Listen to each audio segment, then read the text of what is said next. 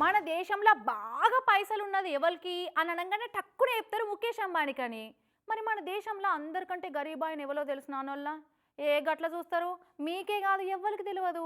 అయితే మధ్యప్రదేశ్ రాష్ట్రం సత్నా జిల్లాలో ఉండే రామ్ స్వరూప్ అనేట ఆయన్నే దేశంలో అందరికంటే పేదోడని తేల్చిరట అక్కడ అధికారులు.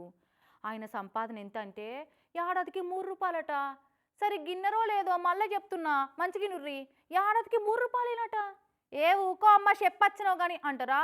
ఏడాదికి 3 రూపాయల సంపాదన ఏంది? 100 ఏళ్ల కిందట కూడా గా సంపాదన సరిపోదు అని అంటారా? అయితే రెవెన్యూ అధికారులు మంజూరు చేసిన ఇన్కమ్ సర్టిఫికేట్ చూసినాక గప్పుడు చెప్పుర్రి ఇక ముచ్చటేందో.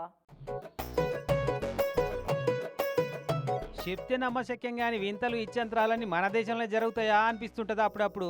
ఇక చూడరాదు, మధ్యప్రదేశ్ రాష్ట్రం సాత్నా జిల్లా కోతి తహసీల్దార్ ఆఫీసులో మంజూరు చేసిన ఆదాయం సర్టిఫికేట్ను సంవత్సర ఆదాయం అదే ఏడాది ఆదాయం 3 రూపాయలట.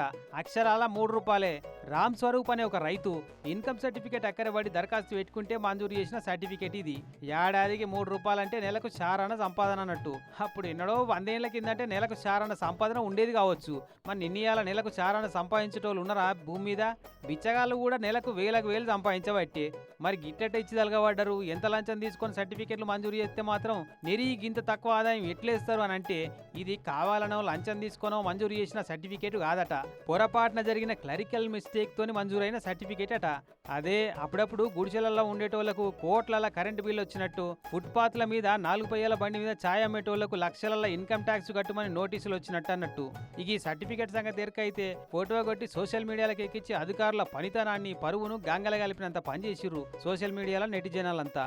ఏంటనే నాలుక గడుచుకొని జరిగిన పొరపాటును గమనించి ఏడాదికి 30,000 చొప్పున సంపాదిస్తున్నని రాసి మళ్ళా కొత్త సర్టిఫికేట్ మంజూరు చేసిర్రు అధికారులు. ఇక ఇట్లుంటది మన తాన కొందరు అధికారుల పనితనం అని నవ్వుకుంటున్నారట 3 రూపాయల ఇన్కమ్ సర్టిఫికేట్ చూసిన మధ్యప్రదేశ్ జనం.